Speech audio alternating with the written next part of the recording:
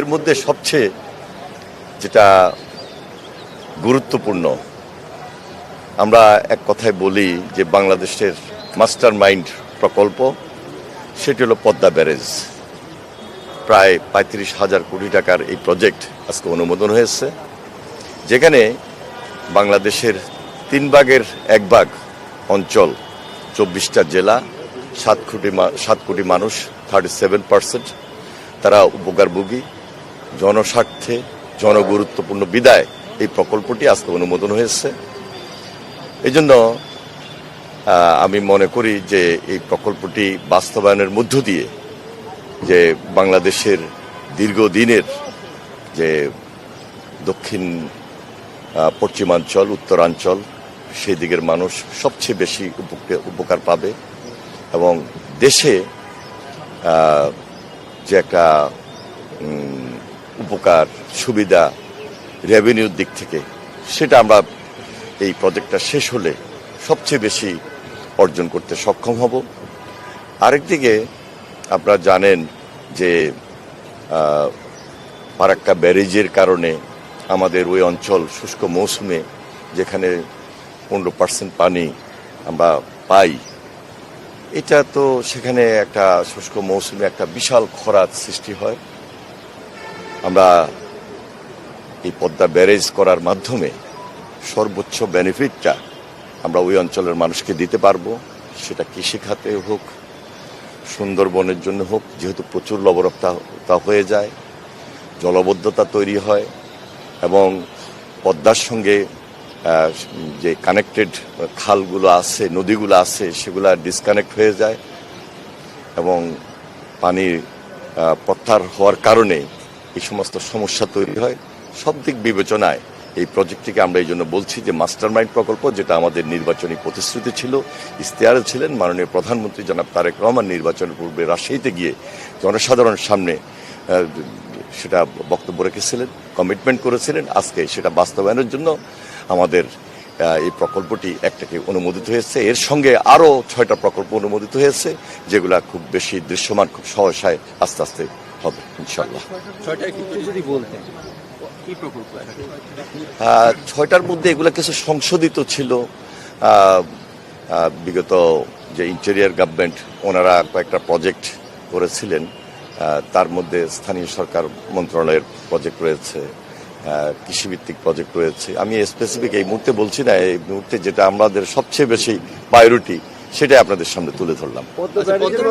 কত পানি এখানে সংরক্ষণ করতে পারবো এবং এটা কত জমিতে আপনি ফসলের সুবিধা দিতে পারবো, এই বিষয়গুলো আছে? এটা আমাদের সেই যে অঞ্চল, বাংলাদেশের 3 ভাগের 1 ভাগ, যেখানে 7 কোটি মানুষ এর সর্বোচ্চ সুবিধা পাবে। বলা যায় কুষ্টিয়া, ফরিদপুর, বরিশাল, যশোর, খুলনা, ওই অঞ্চলগুলা, সেখানে 24টা জেলার জনসংখ্যা, জনগণকে আমরা সম্পৃক্ত করতে পারবো এবং এর ফলে আমরা যে সুবিধাটা পাবো, এই সুবিধাটা আমি ইতিমধ্যে ব্যাখ্যা করেছি, যার কারণে এই প্রজেক্টটা সবচেয়ে বেশি গুরুত্বপূর্ণ। যা সম্পূর্ণ জিওবি ফান্ড, আমাদের গভর্নমেন্ট, আমরা এই ফান্ডটা 7 বছর লাগবে এই প্রজেক্টটা শেষ করতে। 2033 সনে এই প্রজেক্টটা শেষ হবে। তাহলে প্রতি প্রজেক্টটা যদি 35,000 কোটি টাকার প্রজেক্ট, 5×7=35, এক বছর 5,000 কোটি টাকা আমাদের সরকারের জিওবি ফান্ড থেকে এটাকে এখানে এনগেজ করতে হবে। তবে এইটা ফার্স্ট ফেজ। সেকেন্ড ফেজে আরও কিছু থাকবে, যেখানে আমরা ওই অঞ্চলে একদিকে একটা স্যাটেলাইট, 7টা স্যাটেলাইট টাউন গড়ে উঠবে। তার পাশাপাশি সেখানে এই প্রজেক্টের মধ্যে 3টা হাইড্রো ইলেকট্রিক পাওয়ার প্ল্যান্ট রয়েছে, সেখানে নেভিগেশন লক রয়েছে, সেখানে ফিশ পাস রয়েছে। সুতরাং সব কিছু মিলে অত্যন্ত গুরুত্বপূর্ণ এবং এই প্রকল্পটা দেশবাসীর জন্য সবচেয়ে বেশি গুরুত্বপূর্ণ। এই যে সামনের যে বাজেট, সামনে যে অর্থ বছর, আমরা তো ইনশাল্লাহ খুব সহজে আমরা শুরু করব, যার কারণে আজকে এই একটাকে এটা অনুমোদন হয়েছে। 34,494 কোটি টাকা।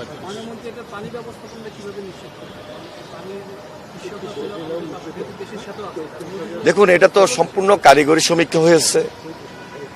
বিভিন্ন স্টাডি কমপ্লিট হওয়ার পর এটা আজকে অনুমোদন হয়েছে। এখানে একটা বিশাল রিজার্ভার থাকবে। আমরা এই পানিটাকে এখানে জমা রাখবো। বর্ষার পানিটাকে আমরা সেটা পাস করব এবং ন্যাচারাল ওয়াটার আছে, বৃষ্টির পানি আছে, সব কিছু মিলিয়েই তো আমরা এই প্রকল্পটা গ্রহণ করেছি। এই প্রকল্পের সঙ্গে অনেকগুলা নদী কানেক্ট থাকবে। পদ্মার সঙ্গে, এটার সঙ্গে গঙ্গার সঙ্গে পদ্মা, পদ্মার সঙ্গে নদী। সেই নদীগুলো হলো আপনার হিসনা, মাথাভাঙ্গা, গড়াই, মধুমতি, ইসামতি সহ আরো কয়েকটা নদী।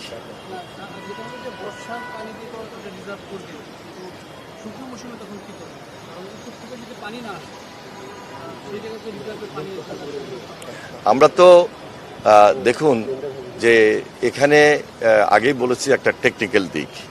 এখানে বর্ষার পানির বাহিরেও আমাদের খাল খনন প্রক্রিয়া যখন আমাদের সারফেস ওয়াটারটা থাকবে এটার সঙ্গে কানেক্টেড, আর রিজার্ভারের মধ্যে তো আমরা পানিটাকে রিজার্ভে করব। আর রিজার্ভটা করার ক্ষেত্রে তো টেকনিক্যাল দিকটাই সবচেয়ে বেশি গুরুত্বপূর্ণ।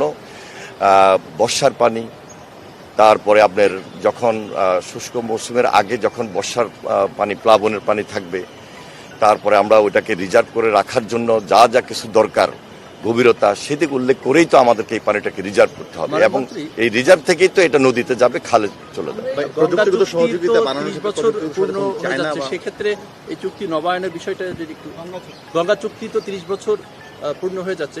হ্যাঁ, সম্পূর্ণ আমাদের স্বার্থ সংশ্লিষ্ট। আমাদের টেকনিক্যাল টিম কাজ করছে গঙ্গা চুক্তি নিয়ে। আশা করছি যে এই বছরেই আমরা এটাকে রিভিউ করব এবং পার্শ্ববর্তী দেশ ভারত, তাদেরও সেখানে স্টাডি কাজ করছে। সেই জন্য আমাদের যে জয়েন্ট রিভার কমিশন যেটা, সেখানে যে কমিটি হয়েছে, ওনাদের যে কমিটি হয়েছে, সেই কমিটি মিলেই তো আলোচনা হচ্ছে এবং সিদ্ধান্ত খুব শীঘ্রই আপনারা পাবেন। এবং এর মধ্যেই আশা করছি যে 30 বছরের যে চুক্তিটা সম্পূর্ণ হয়ে এবার হচ্ছে সেটা কন্টিনিউ আবার করবে ইনশাল্লাহ। 34,000-এর বেশি।